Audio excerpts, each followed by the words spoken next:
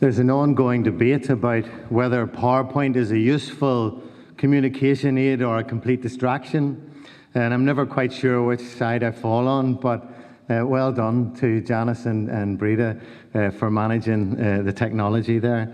And I have spoken at events that Janice and Breda have spoken at before, and I just was sitting down there thinking, why on earth am I after these two people?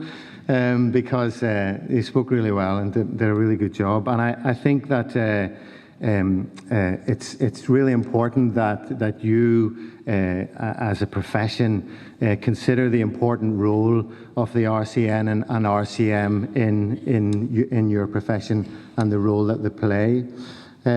So as Dr. Ullman said, my name's Colum Conway. I'm the Chief Executive of the Northern Ireland Social Care Council. And the Northern Ireland Social Care Council is the workforce regulator for social work and social care in Northern Ireland.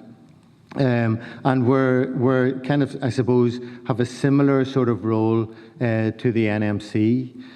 Although a slightly different role, a slightly more developed role in that we have greater responsibility around workforce development.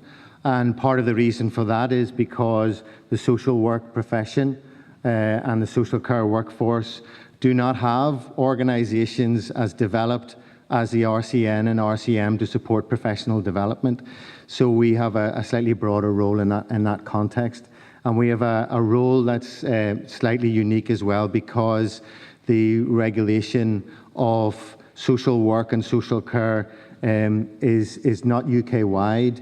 It is UK-wide, but it's run by 4 organisations based in Wales, Scotland, England and Northern Ireland. So we can kind of plough our own furrow a little bit and do our own thing a little bit. So we have a little bit of room to manoeuvre in Northern Ireland. And one of the areas where we have exploited that is that Northern Ireland is the first country across the UK and Ireland to have completed the registration and regulation of the domiciliary care and home care workforce.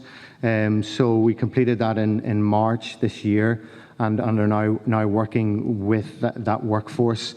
And so that's brought us into a unique place and opened up for us a whole new kind of approach or concept around collaboration. And today I just wanted to talk a little bit about how we might enable a positive approach to collaboration, particularly interprofessional collaboration across professional boundaries. And because I'm from the social work and social care background, particularly wanted to look at that interface between social care and nursing, and how collaboration is so important in that environment.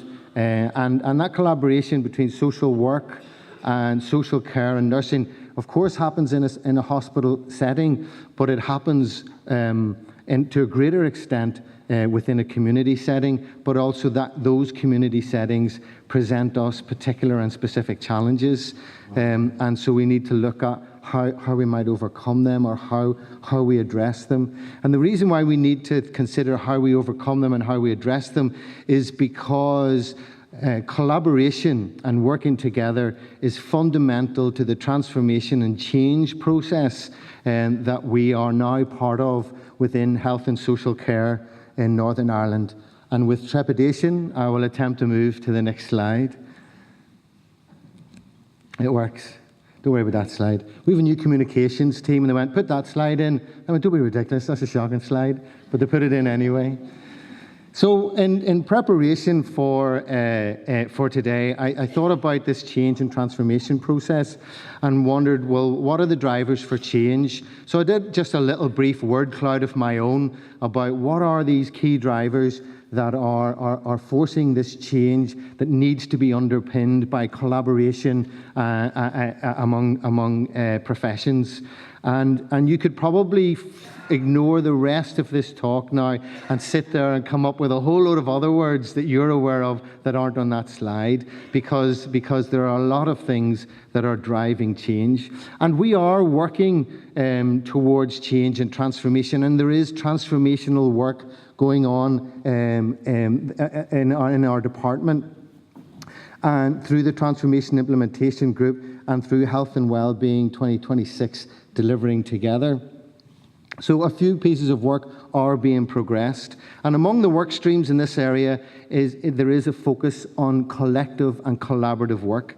So the collective leadership strategy, which was published before Christmas, and the proposals on adult social care reform, Power to People, and the expert advisory panel on adult social care who developed that, and the development of guidelines and actions for embedding co-production are just some of the areas that are currently being worked on in the department.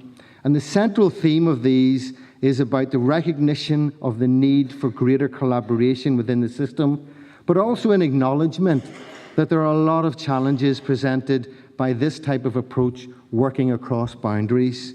The collective leadership strategy states that we need to work across traditional boundaries to address the ever-increasing complexity and demands of our services. For this transformation to be effective, we need to increase the prevalence of collective leadership and reduce or eliminate any silo-based leadership approaches. Our success will be measured by our ability to recognize the interdependence of our collective efforts and the need for our collective community, which will include service users and carers, to work collaboratively to build a health and social care system of the future. Also part of that work is the workforce strategy that Peter referred to earlier. And although it's not yet published, it is likely to point to a more coherent and collaborative approach to workforce planning and professional development, supporting people to learn together and to develop together in a way that challenges traditional professional boundaries. And co-production, one of the key underpinning values and principles of our transformation, seeks to empower people by creating the conditions for a more shared decision-making and the sharing of power between various representative groups of people. It places people at the centre of health and social care, the centre of the services they design and the delivery, by connecting people and enabling them to influence the commissioning, the planning, the delivery and the evaluation of services in a way that's meaningful to them and how they receive those services.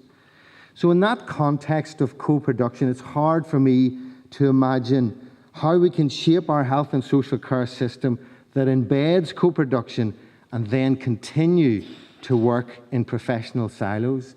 It's simply not possible.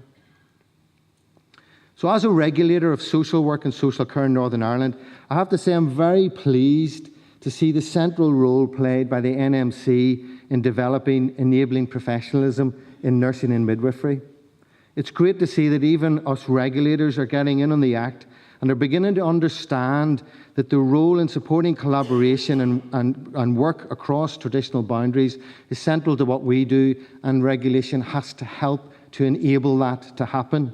And we have to work together to enable that to happen. The Department of Health and Social Care in England recently published a consultation document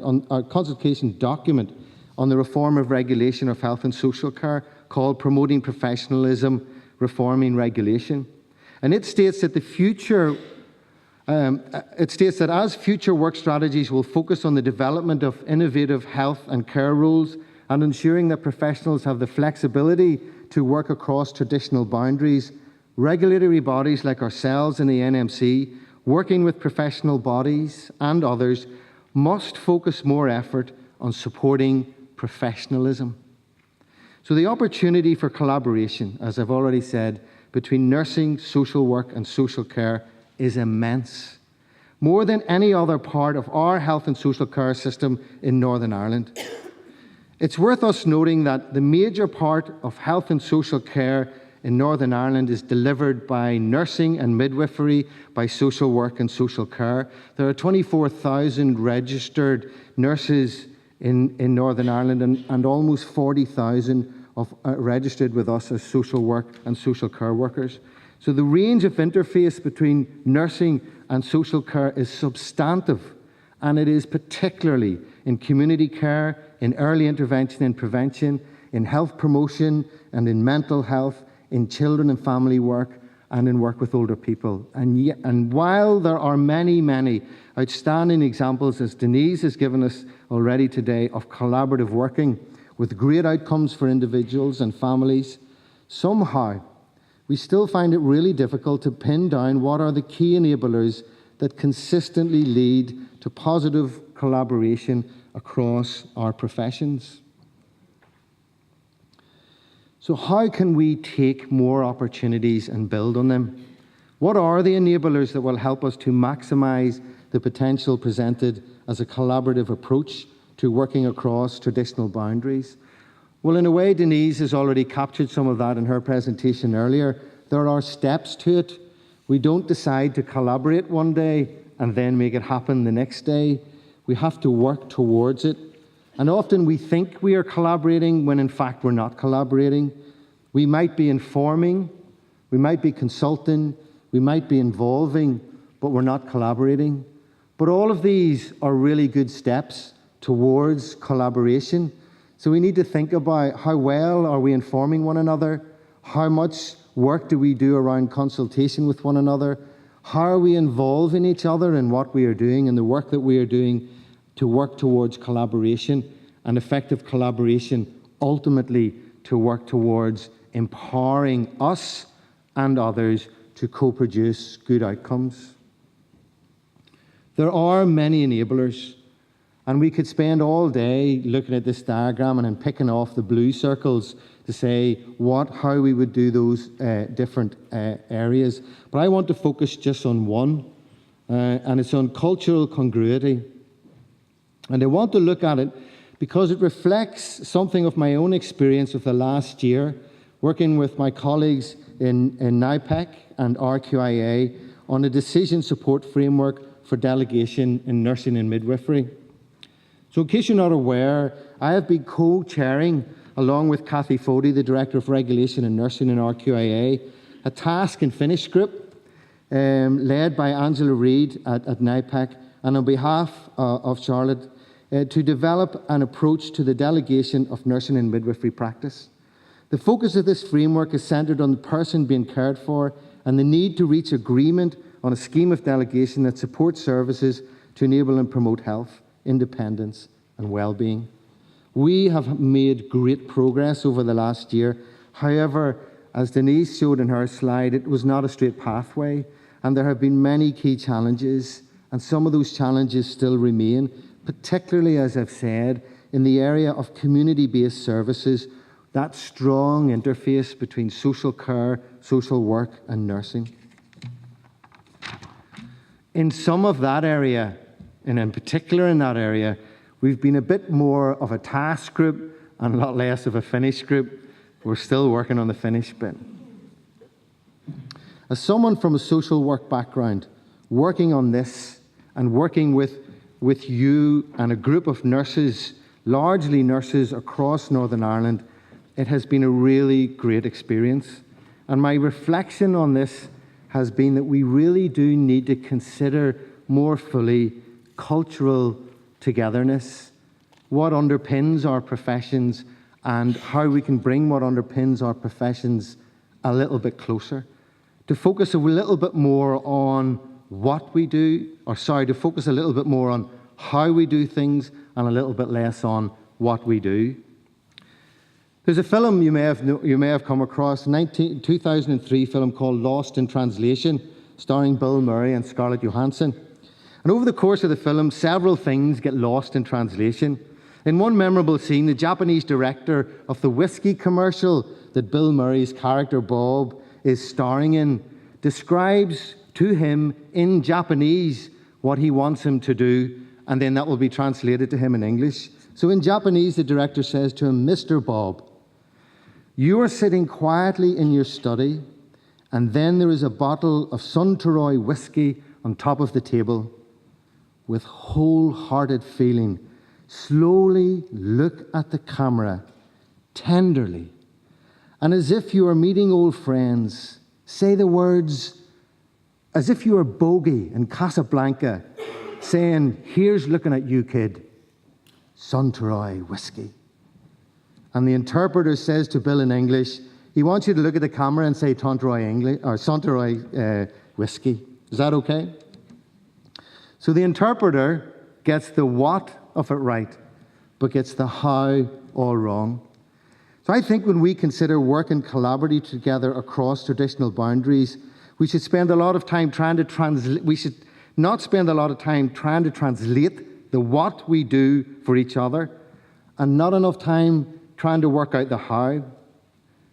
I go back to my word cloud at the start. We spend a lot of time and a long time about the how of what we need to make these things do, but very little time on how to do it. The why and the what take over, and the how gets lost.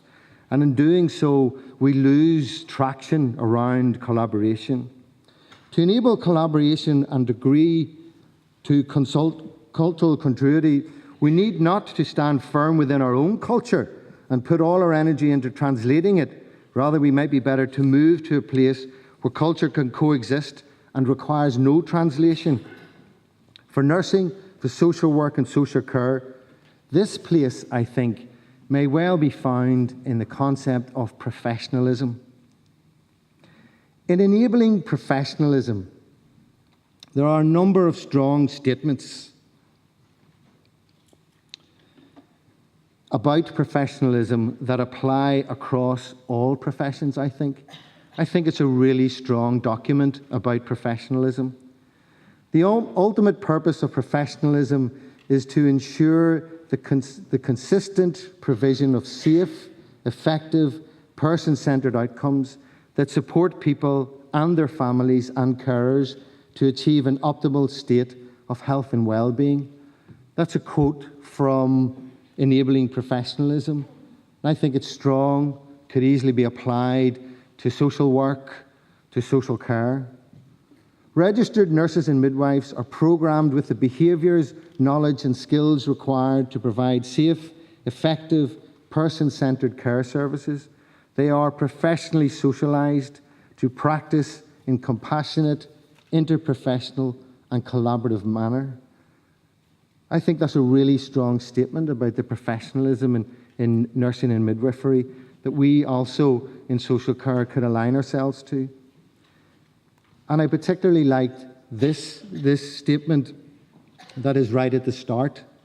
And I hope Charlotte doesn't mind that I've just taken out nurses and midwives and just said this, I think, can underpin collaborative work right across our professions. Professionalism means something to everyone who work in care. Being an inspiring role model, working in the best interests of people in your care, regardless of what position you hold and where you deliver care, is what really brings practice and behaviour together in harmony. I think that's a statement that we could all work together on and audit what we do on a daily basis in an interdisciplinary way to see if we are effectively working in a collaborative way. And what I liked about it as well is that, and I'm pleased to see the launch of the standards and induction standards for nursing assistants today, because as I've said, we are now in the place of working to standards for people who work in social care, in nursing homes and daycare, in domiciliary care and supported living and in other areas. And we are working to promote standards with them. And I think I particularly like where it says professionalism means something to everyone. Being an inspired role model, working in the best interests of people in your care, regardless of the position you hold.